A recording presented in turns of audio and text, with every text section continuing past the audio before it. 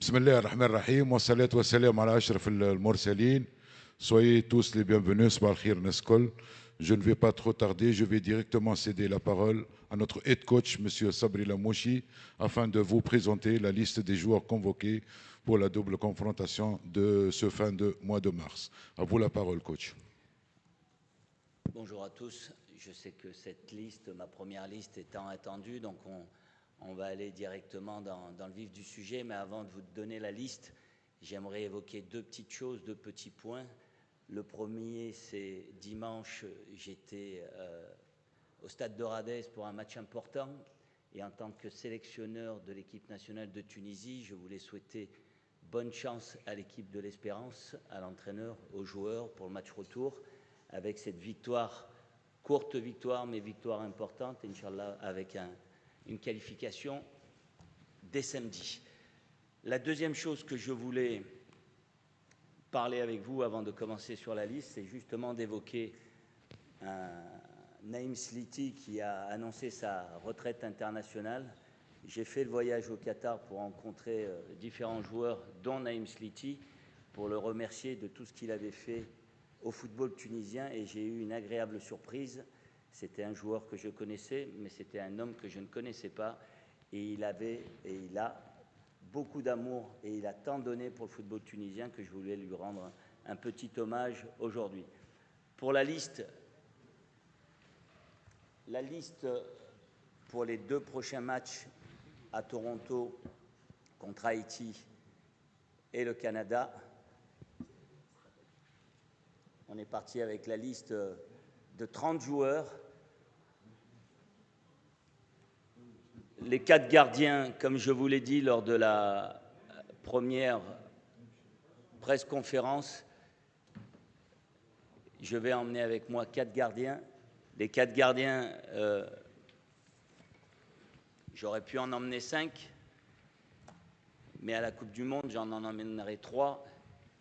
Vous avez bien compris qu'avec un effectif de 30 joueurs, mon objectif était de faire une révision totale de l'effectif et des joueurs en forme actuellement pour pouvoir prendre les meilleures décisions au moment voulu.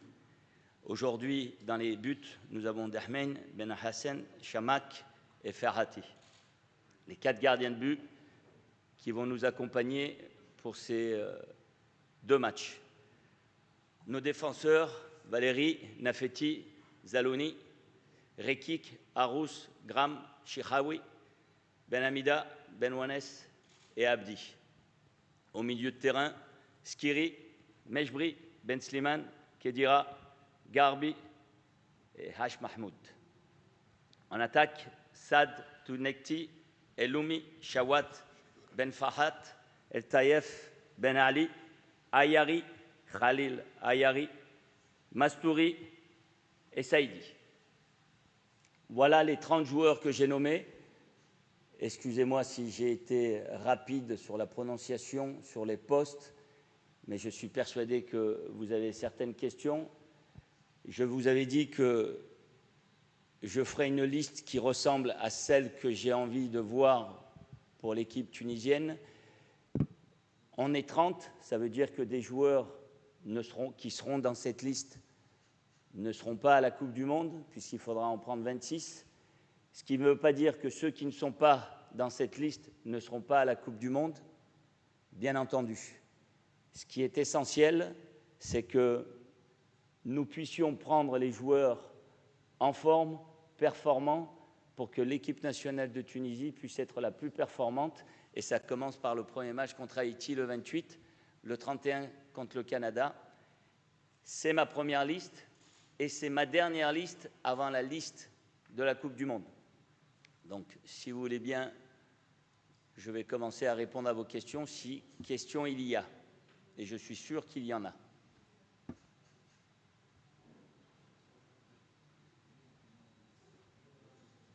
Pas de questions? Tout le monde est content de la liste? Pas vraiment? Bonjour coach. Bonjour coach. Bonjour. Hamid Chouig, Mosaïque FM. Bon, on va commencer par 2 questions par rapport à l'absence de Montsar Talbi et l'absence de Béchir Ben Saïd, le gardien de l'Espérance. On commence par qui? Alors, on commence par les gardiens. J'aurais voulu en prendre 5. Ça n'avait pas de sens d'en prendre 5. On est déjà très nombreux. Béchir est surtout le gardien le plus expérimenté qui joue les matchs de haut niveau. Je l'ai vu encore dimanche. J'ai aucun problème. Je vais voir ceux que je ne connais pas. Et les joueurs qui viennent sont ceux qui sont aujourd'hui en forme et qui vont me permettre de faire le choix le plus juste au moment voulu. Béchir n'a pas de surprise, je le connais parfaitement. Les autres, Chamakh du club africain qui fait un bon début de saison, qui fait une belle saison, je le connais moins, j'ai envie de le voir. Les autres ont été en Coupe d'Afrique, en Coupe arabe. Dahmen a fait les 2 dernières compétitions. Il faut que je fasse le tour d'horizon pour ce poste qui est un poste important. Et à partir de là, on prendra une décision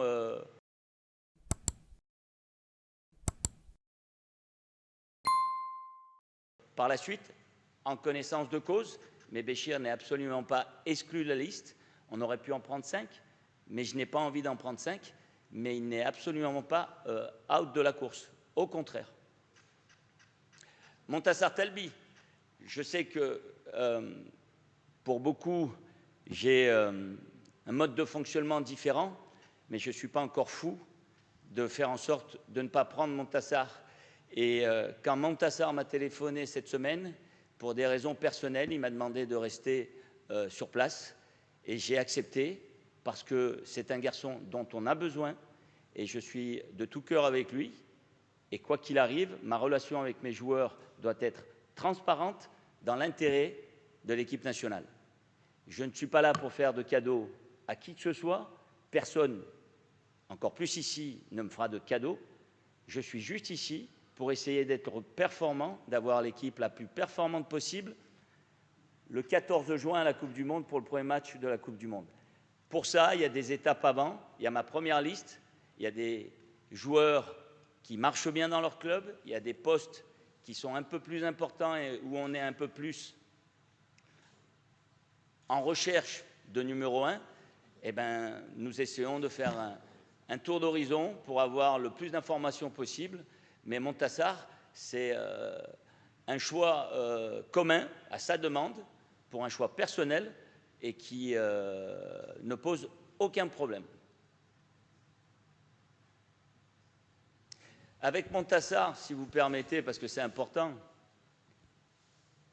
et ce n'est pas à vous que je veux dire, puisque vous suivez les joueurs tunisiens toutes les semaines, tous les week-ends, sur tous les championnats du monde. Montassar est celui qui joue le plus. Il est titulaire, il fait une saison extraordinaire. Lorient fait une saison extraordinaire et ce n'est pas pour rien si Lorient est là où il est aujourd'hui. Le fait qu'il ne vienne pas à cette compétition-là, à ces 2 rendez-vous-là, est vraiment très spécifique, très personnel, et je le répète, à sa demande, j'ai accepté parce que quand un joueur vous sollicite, il faut écouter, il faut comprendre, après il faut choisir.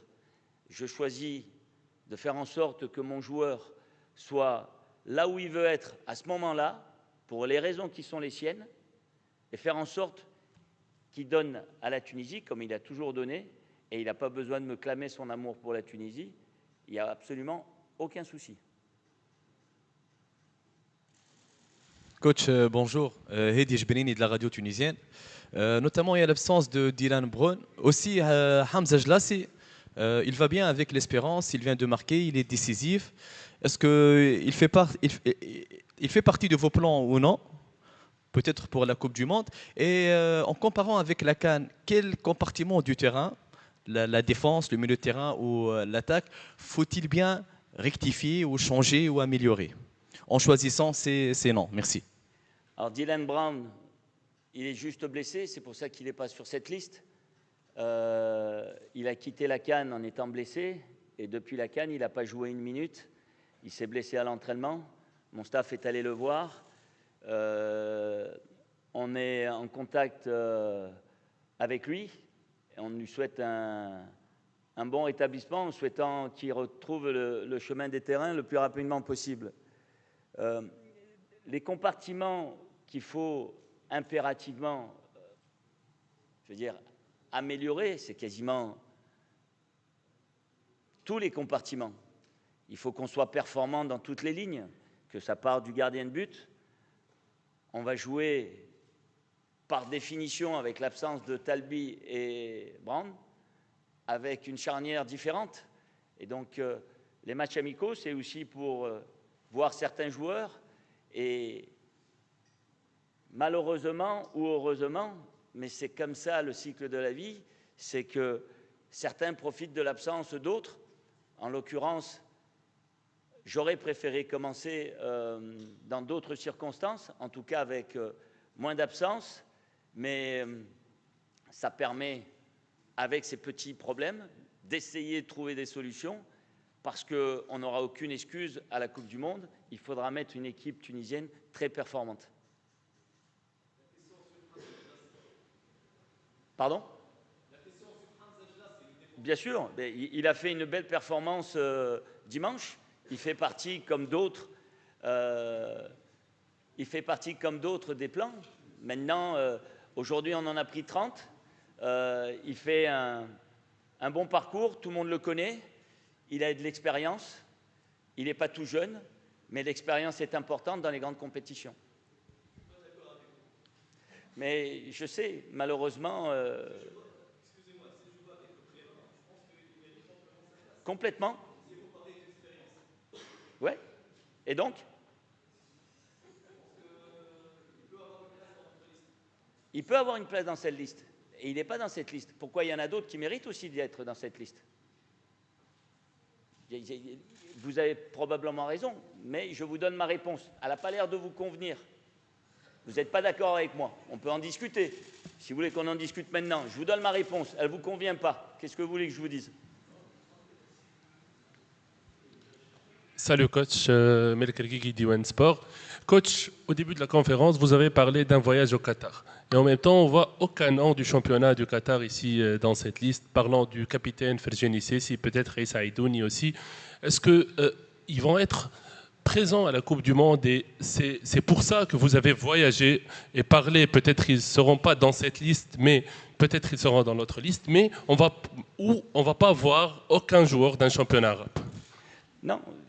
Alors déjà, j'ai voyagé, j'ai été voir les joueurs, beaucoup, de manière à gagner du temps pour essayer de prendre les meilleures décisions. Par respect, j'ai été voir le capitaine en dernier, j'ai vu Issa Aidouni, j'ai vu Naïm Sliti, parce qu'il est de mon devoir d'aller leur parler, de m'introduire et de leur dire ce que j'attends d'eux. Encore plus, quand je voyage, il ne se passe pas ce qui se passe aujourd'hui au Moyen-Orient. Mais mon voyage à la base, c'est de leur dire quels sont mes plans. Et mes plans ne sont pas de les emmener, de leur faire traverser le monde pour aller jouer quelques minutes, parce que c'est la même configuration que Béchir. Eux, je les connais. Je connais la grinta de Issa Aidouni, et on sait tous que quand il est à 100%, il est un atout. Ferjani Sessi, qu'on aime ou qu'on n'aime pas, il a fait beaucoup pour l'équipe nationale, il a plus de 100 sélections pour l'équipe nationale, il a montré son amour, sa frustration, sa déception pour l'équipe nationale, et il se tient à la disposition de l'équipe nationale. Moi, je ne suis pas là pour faire plaisir ni à l'un, ni à l'autre, que ça plaise ou pas. Je suis là juste, comme je vous l'ai dit lors de ma première conférence. Je veux rendre au peuple tunisien sa fierté en essayant, avec beaucoup d'humilité, en essayant d'avoir des résultats extrêmement positifs. Ça ne marche pas. Vous avez le seul coupable en face de vous. C'est facile. Donc je prends mes décisions en mon âme et conscience dans l'intérêt de l'équipe nationale. Parce que moi, je sais ce que je veux de cette équipe nationale, de cette identité qu'on doit avoir, de cet état d'esprit qu'on doit avoir, que nos joueurs doivent avoir. Et je vais vous dire, quand j'ai été faire tous ces voyages, Je connaissais les joueurs, je ne connaissais pas les hommes. J'ai été agréablement surpris. Pour finir, du capitaine Ferjani, où on m'a dit que j'avais des soucis avec lui alors que je n'ai jamais travaillé avec lui, j'ai été agréablement surpris. Et j'ai voulu finir avec lui parce que, pour avoir été joueur, quand on donne beaucoup, on attend juste un petit peu en retour. Et moi, ce que j'ai envie de dire à mes joueurs, si on veut récolter quelque chose important à la fin, il va falloir qu'on s'aime beaucoup. Eh bien, on le sème avec des gens qui donnent beaucoup. Ferjani a donné beaucoup. Est-ce qu'il sera prêt à la Coupe du Monde? Je l'espère pour lui, je l'espère pour nous. Mais aujourd'hui, ne me demandez pas qui va y avoir dans 2 mois, parce qu'il y a 1 mois, je ne savais pas qu'aujourd'hui, il allait y avoir les absences qu'il y a. Ça fait partie du football.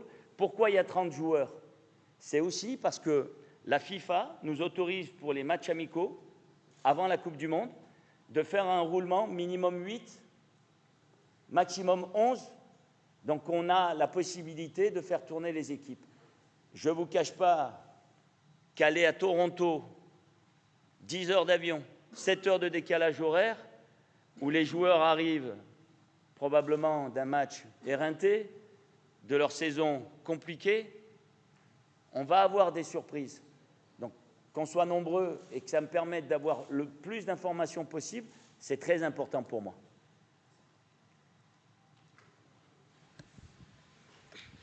Bonjour coach. Bonjour. Je pense que vous entamez aujourd'hui un nouveau cycle, celui de la préparation à la Coupe du Monde. En effet, j'ai 2 questions. Est-ce que cette liste est finale ou bien vous allez repenser à mettre une nouvelle base à cette liste, une nouvelle hiérarchie d'ici la Coupe du Monde 2026? Et ma deuxième question concerne Naïm Sliti. Est-ce que vous avez déjà repensé à son poste? Avez-vous un joueur capable d'assumer son rôle? Merci. C'est 2 bonnes questions. La première, par définition, on est 30, la liste pour la Coupe du Monde, c'est 26. Sachant qu'aujourd'hui, il y a des joueurs qui n'y sont pas et qui sont forcément très attendus dans cette liste.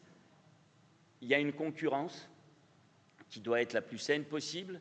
Et je vais essayer de faire la liste la plus juste et la plus performante possible dans l'intérêt de l'équipe nationale, selon mes choix. Je sais, et ça, c'est pas simple, jouer une Coupe du Monde, c'est extraordinaire. La vivre, c'est extraordinaire. Mais la vivre pleinement, sans déception, parce que c'est probablement la compétition qu'on va commencer dont on est sûr qu'on ne va pas la gagner. Donc si on peut essayer de la terminer en étant le moins frustré possible et fier, on aura gagné. Voilà mon objectif. Naïm Sliti, effectivement, il a, par son expérience, par son talent, il a apporté énormément au football tunisien. J'ai eu un échange extraordinaire avec lui, qui est une personne attachée.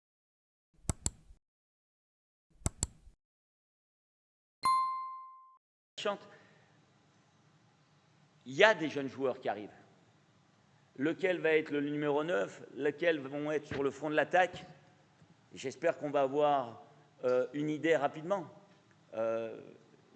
Avoir une idée en tête, la voir à l'entraînement et la voir en match, et la réaliser à la Coupe du Monde, il y a des étapes. Mais forcément, ils sont dans cette liste-là.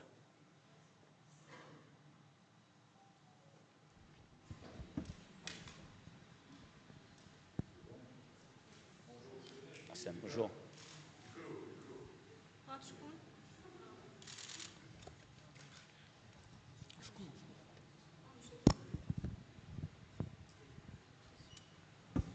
Bonjour coach, Bonjour. je me présente Nef Aben Achour, Bein Sport. Donc, coach, par rapport à cette liste où il y a beaucoup de changements par rapport à la dernière compétition officielle de l'équipe nationale tunisienne, c'est la CAN. Donc, on a vu les noms de joueurs, les nouveaux venus, mais est-ce que par rapport à la stratégie de jeu, est-ce que vous avez une idée en tête par rapport à ces 2 matchs et ces journées FIFA? Donc, par rapport à votre stratégie de jeu avec l'équipe nationale, surtout, ça sera vos premiers matchs avec l'équipe. Alors, permettez-moi juste de revenir un peu en arrière et de vous dire, il y a un changement. Mais vous comprenez bien que si je suis là en face de vous et je fais les mêmes choix et je prends les mêmes, j'ai les mêmes résultats, vous allez faire exactement la même chose. Je ne suis pas là pour qu'on échoue, je suis là pour qu'on essaye de briller. Les choix que je les prends dans l'intérêt du football tunisien. Je prends des joueurs qui sont performants, que ce soit en Tunisie ou en Europe, qui sont en forme aujourd'hui, qui, je l'espère, seront en forme à la Coupe du Monde. De quelle manière on va jouer? J'ai une petite idée, on le verra lors des premiers matchs amicaux. J'ai pris l'équipe, j'ai été nommé il y a 1 mois et demi, je la prends la semaine prochaine. On reste 7 jours ensemble, on a 5 entraînements, on a 2 matchs et les joueurs repartent dans leur club. Je les revois pour la Coupe du Monde 10 jours avant de partir, où on va avoir 2 matchs amicaux. On arrive 6 jours avant au Mexique et on jouera la première équipe le 14. Il y a une grande attente et j'assume mes responsabilités avec énormément de fierté. Mais je suis tout sauf un magicien. Je ne suis pas en train de vous dire qu'avec moi, cette liste, elle est meilleure qu'avant et que mon jeu sera meilleur qu'avant et qu'on va gagner sans aucun problème. Je veux juste qu'on soit réaliste. Et moi, j'essaye d'être pragmatique et très réaliste.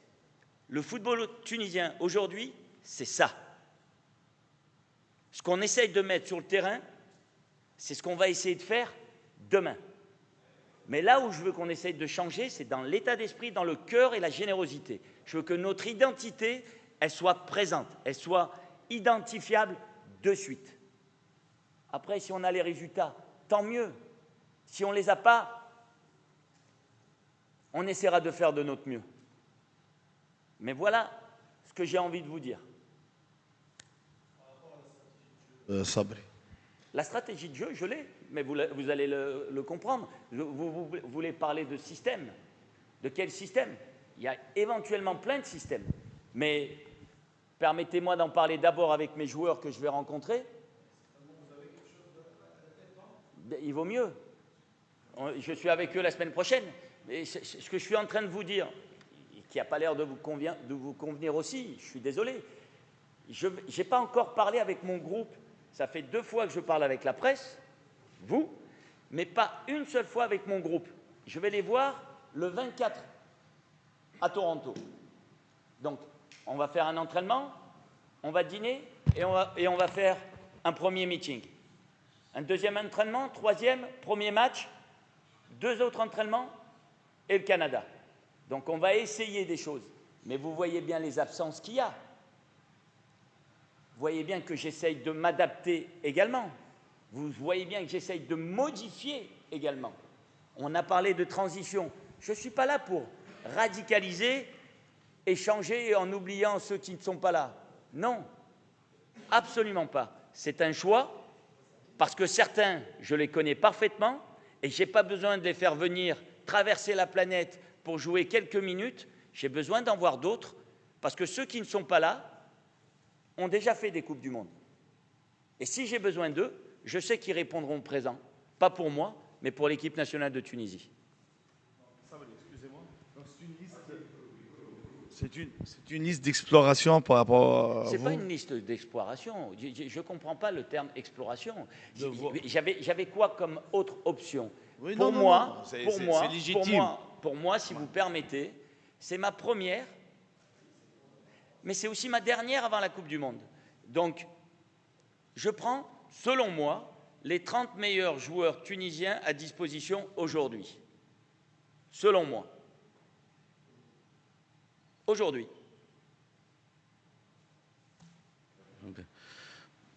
Bonjour coach. Bonjour. On a remarqué la présence de Ali Labdi. Ali, il est absent, il n'est pas compétitif avec son équipe. Aussi, on a remarqué la présence de deux joueurs qui ne sont pas aussi compétitifs avec leur équipe. On parle de Smaïl Gharbi et Ali Ghram. Donc, sur quelle base vous avez fait cette convocation? Gharbi, je l'ai appelé pour une simple raison.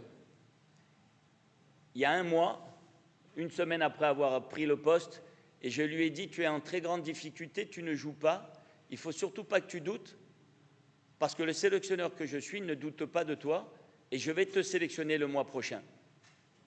Parce qu'on va te donner du temps de jeu.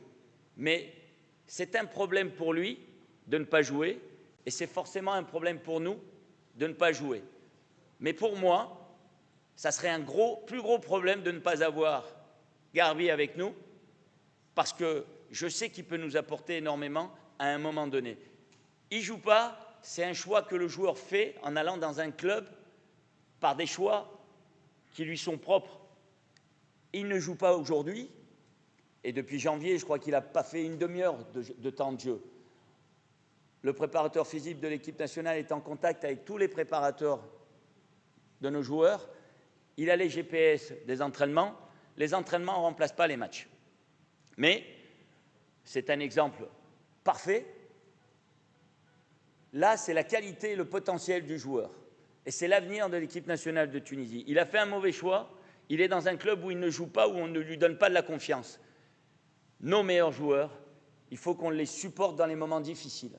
Il faut qu'on leur apporte notre soutien et qu'on leur donne la visibilité possible pour qu'ils corrigent leurs erreurs et qu'ils nous apportent ce que nous savons tous que Gharbi peut apporter à l'équipe nationale.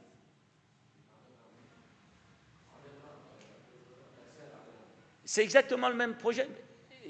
Avec les absences que j'ai défensivement, j'ai besoin d'un profil défenseur central. Il est jeune, il ne joue pas en conflit avec son club, dans un endroit un peu problématique où la saison a été stoppée, mais il s'entraîne dans un... Vous savez, j'avais le souvenir, je vais vous raconter ça, mais c'est rapide, hein. Roger Lemaire me disait, quand il avait gagné la Coupe d'Afrique 2004, pourquoi il prenait des joueurs qui ne jouaient pas en Europe et pas des joueurs qui jouaient en Tunisie. C'était l'intensité des entraînements, c'était la culture tactique et c'était le côté émotionnel. Il y a un peu de tout ça. Gharbi, quand il s'entraîne dans son club à Augsbourg, il a une intensité d'entraînement qui est différente. Mais là, je parle de la qualité, le potentiel du joueur, qui est fondamental pour nous. Parce que, je suis désolé également de le dire, le prochain Tarek Dieb dans notre football, il n'est pas né encore. Et ça fait combien de temps que ce ballon d'or du football africain, génie du football tunisien, a arrêté le football? 90? Il y a eu qui comme très grand joueur tunisien derrière? Msekni? Kazri? On doit en avoir plus. Et il faut mettre, avec beaucoup de courage, ouvrir les portes et donner la chance à nos jeunes joueurs. Et les aider à un moment donné, en Tunisie ou ailleurs, à s'exprimer. Ils sont en difficulté là-bas, il faut les supporter. Ils s'emportent un petit peu, il faut les remettre sur terre. Mais leur talent et leur potentiel, c'est leur qualité à eux. Et plus ils l'exploiteront, ça sera bien pour eux. Et ce qui est bien pour eux, ça sera très bien pour nous. Et c'est comme ça que je vois les choses. Pardon? Mais qui va me donner un cadeau à moi? Moi, je ne suis pas là pour donner un cadeau à qui que ce soit. Ismaël Gharbi, il ne joue pas. C'est son problème. Mais même s'il ne joue pas, je veux savoir qui est en mesure de nous apporter plus que ce qu'il nous a lui. Et moi, je veux redonner confiance à ce garçon. Je veux lui faire comprendre que l'équipe nationale est importante, tout comme lui, il est important pour nous. Ghram, il est parti là-bas. Après, les joueurs, ils font des choix. Slovénie, Slovaquie, Russie, France, Espagne, Portugal, Danemark. C'est leur choix. Nous, moi en tant que sélectionneur, je dois faire en sorte d'avoir l'équipe la plus performante. J'aimerais avoir des joueurs. Montassar Talbi, j'espère que les grands d'Espagne et les grands d'Italie et les grands d'Angleterre vont s'intéresser à lui. J'espère que nos joueurs qu'on mettra en avant signeront dans les meilleurs clubs européens. Mais il faut qu'on se batte pour eux. Comme eux viennent pour se battre avec nous. Ce n'est pas parce qu'ils sont en difficulté qu'il ne faut plus les regarder. Ce n'est pas parce qu'on ne les prend pas qu'il ne faut pas aller les voir. Je vais les voir, je leur explique. Ils sont d'accord, ils ne sont pas d'accord, c'est pareil. Mais j'ai l'honnêteté d'être face à eux et de leur expliquer ma vision avec beaucoup d'honnêteté et de transparence. Et je veux qu'on soit correct. Personne vient en équipe nationale pour le sélectionneur, pour un tel ou un tel. On vient pour le peuple tunisien. Jouer pour son maillot, ce n'est pas jouer pour son club, ce n'est pas les mêmes émotions. On ne peut pas leur donner les mêmes garanties financières, mais ils n'auront jamais autant d'émotions avec ce maillot qu'avec un autre maillot. Ça, c'est clair.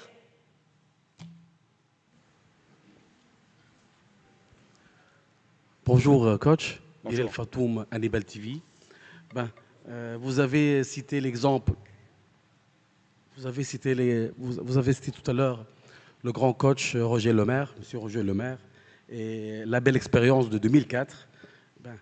Quand on regarde cette liste, quand on parle de l'attaque, je suis content de voir 10 noms. Je vous vois venir, mais clairement. 10 ans. La touche. Tout le monde, tout le peuple tunisien, il y a beaucoup disons, des espoirs. La prochaine touche de Sabri Lamouchi. On veut toujours l'attaque, les buts. Avant cette équipe nationale tunisienne, tout le monde se plaigne, c'est toujours le bloc défensif et tout. On attend beaucoup de cette liste. Quelle est votre approche offensive? Et merci. Ah non, je me suis trompé parce que je croyais que vous alliez me parler de naturaliser quelqu'un, parce que Roger Lemaire, c'est ce qu'il avait fait à l'époque. Là, on n'en parle pas. Mais non, pas du tout. Mais j'ai été très clair là-dessus. Venir jouer à l'équipe nationale de Tunisie, c'est un choix du cœur. Bien entendu, j'essaye de trouver les meilleures solutions et les possibilités qui vont permettre d'apporter une qualité supplémentaire, une valeur ajoutée à cette équipe-là. Mais on fait avec nos moyens. Et nos moyens, c'est notre discours, c'est notre honnêteté, c'est ce qu'on peut essayer d'apporter. Je suis convaincu que cette nouvelle génération, et il y en a d'autres derrière, il y en a qui sont encore beaucoup plus jeunes. Et j'ai eu une réunion en début de semaine avec les entraîneurs des U20, Nabil, et des U23 à Nice. Il y a une génération qui est extraordinaire, dont il faut prendre soin. Et il faut les aider à faire les meilleurs choix dans leur club, parce que plus ils feront de bons choix dans leur club, plus l'équipe nationale récoltera les fruits de ce travail-là. Mais la fédération a commencé un travail avec une nouvelle génération. C'est l'équipe de dans 2, 4, 5 ans. Mais elle est encore trop jeune, mais elle a un énorme potentiel. Pour les joueurs offensifs, les joueurs qui vont nous faire rêver sont dans cette liste. Ceux qui ne sont pas là, c'est aujourd'hui juste un rêve. Et tout le monde a le droit de rêver. Mais il y a des joueurs qui sont susceptibles de jouer, qui pourraient être naturalisés. Je sais que beaucoup parlent de Alisson Santos, bien entendu. C'est un joueur exceptionnel. Il n'y a aucun doute là-dessus.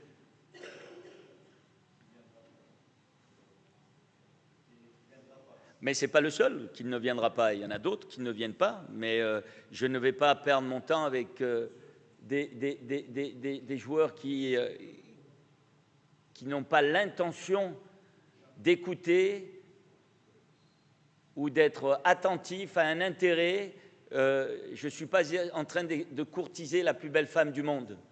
Je suis en train de constituer la plus belle équipe tunisienne, la plus performante pour la prochaine Coupe du Monde. Ce n'est pas du tout la même chose. Et je ne suis pas prêt à tout pour ça.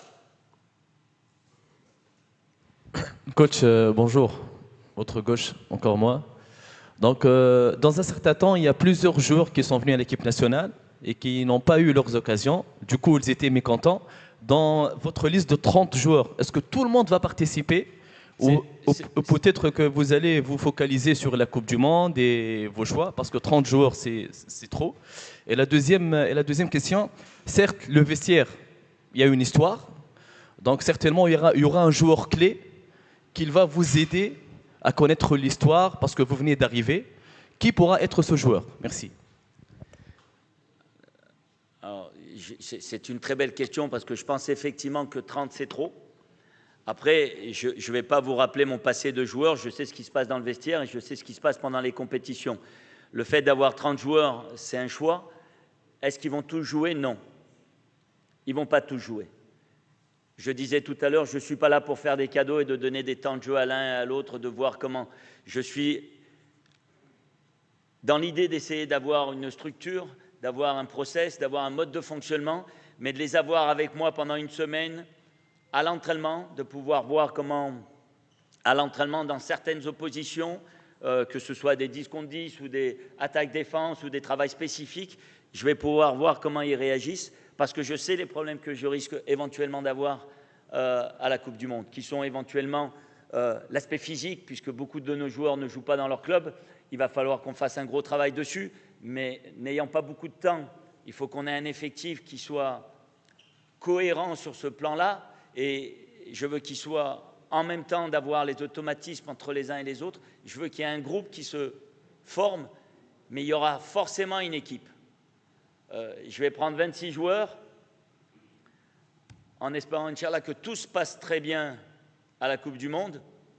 J'ai peu de chances de faire jouer plus de 15-16 joueurs, parce que je ne suis pas là pour faire des innovations ou explorer quoi que ce soit. L'objectif, il sera de gagner le premier match. L'objectif, il sera de se qualifier pour le second tour. L'objectif, il sera de rendre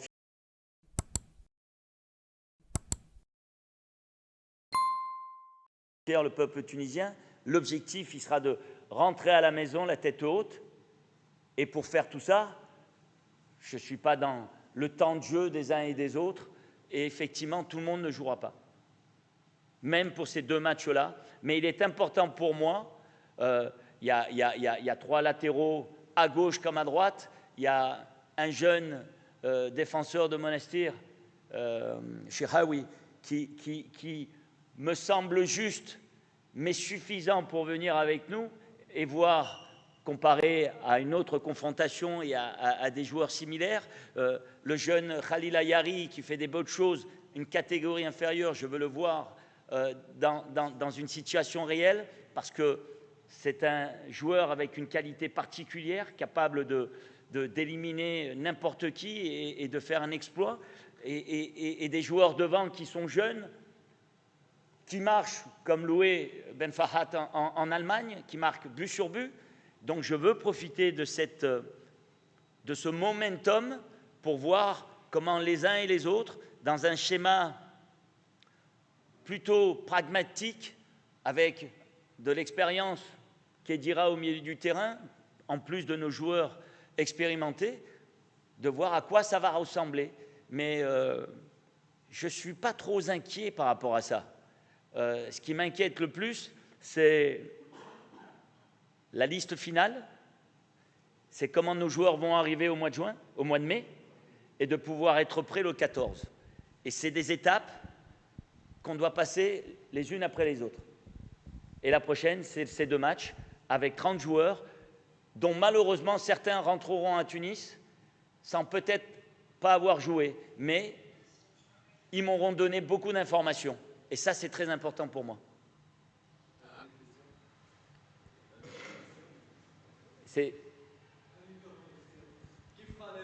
Ne parlez pas sur micro, Aman, s'il vous plaît.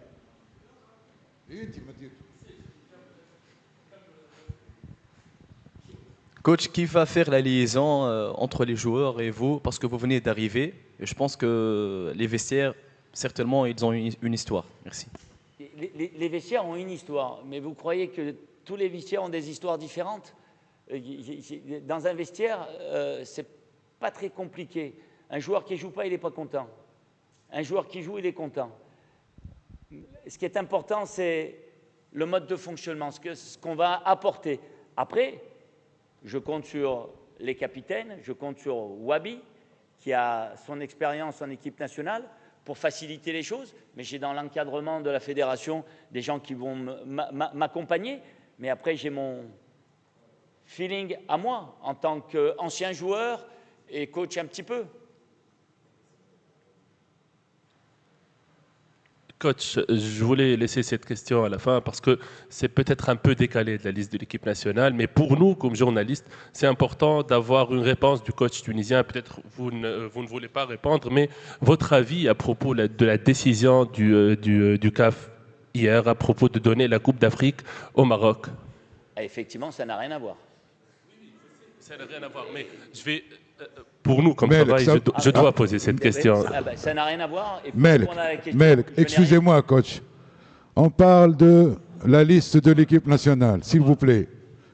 Un petit peu d'ordre. Hein. Rebonjour, coach. Parmi les joueurs convoqués, on trouve Raït Zalouni, qui était particulièrement très attendu par une grande partie du public. Qu'est-ce qui a motivé votre choix de le sélectionner et pourquoi ne pas avoir retenu Mohamed Dragher? Il y en a un qui est plus performant que l'autre, mais ça c'est encore mon avis. Si le sélectionneur peut donner son avis et je le donne en faisant des choix, Dragher je le trouve intéressant, moins performant aujourd'hui, mais c'est un garçon qui revient d'une situation et qui est peut-être pas encore prêt. C'est pas du tout le cas de Zalouli qui, en plus de performer, marque des buts, un poste qui est important, très spécifique. J'ai envie de le voir et il me semblait totalement logique de le mettre dans la liste. Mais ce qui ne veut pas dire que Dragher ne sera pas à la Coupe du Monde. Qu'on soit bien clair. Voilà, j'essaye, exactement. Coach. Donc, coach, je vous ai entendu parler par rapport au choix des gardiens de but. Vous avez choisi 4 gardiens, donc avec l'absence de Bachir Ben Saïd. Mais pour construire une équipe, c'est le numéro 1, c'est très important. On n'y pas qu'on a un problème de gardien de but à l'équipe tunisienne, notamment à la dernière CAN. On a un chiffre, je ne sais pas qu'il est un peu ridicule ou frustrant, qu'on n'a fait aucun arrêt pendant les 4 matchs. Donc il y a beaucoup de changements par rapport aux dernières compétitions. Si vous avez jeté un coup d'œil, il y a beaucoup de gardiens qui sont titulaires, puis ils ne sont pas titulaires. Donc le poste et le gardien de but de l'équipe tunisienne n'est pas en confiance ces dernières compétitions, ces derniers moments. Mais sincèrement, c'est très dur. Oui. Vous savez la pression que vous leur mettez? Vous savez la pression que c'est? Et c'est le rendement aussi. Mais c'est normal. C'est le rendement. Mais c'est normal. Mais ils ne sont pas formatés pour ça. Il faut qu'on les encadre, il faut qu'on les accompagne. Mais c'est leur rôle. Vous avez raison. Vous avez raison. Vous avez raison. Maintenant, je crois que la Coupe arabe et la Coupe d'Afrique, Ayman Dahmen, c'était le numéro 1. Aujourd'hui, il y a un nouveau. Ils sont 4. J'ai parlé du cas de Béchir. Je n'ai pas parlé du cas de Slim Bouaskar. Personne ne m'en a parlé, de 2009, qui est très jeune, mais qui est un profil très intéressant et très prochainement. Mais ça n'aurait pas été une bonne idée. Et je l'ai appelé pour le lui dire, pour lui, pas pour moi, mais pour lui, parce que la pression, ici, elle est terrible. Autant l'émotion, la passion est importante, mais la déception, tout le monde ne s'en remet pas. D'une erreur, il faut être fort mentalement. Donc, il faut les accompagner. C'est pour ça qu'on en a pris 4. Vous comprenez que le choix, je ne vais pas le donner maintenant, du numéro 1, mais il va y en avoir un avant la Coupe du Monde. La prochaine liste, quand on partira, je ferai en sorte d'être plus proche de la vérité et de vous dire le numéro 1, le numéro 2, le numéro 3, ce sera dans cet ordre. Aujourd'hui, il y a 2 matchs, il y aura 2 gardiens, un pour le premier match et un pour le deuxième. Voilà ce que je peux vous dire. C'est bon? Merci beaucoup. Merci tout le monde. Il n'y a pas d'interview maintenant. Vous avez à votre disposition toute la conférence en intégralité. Merci.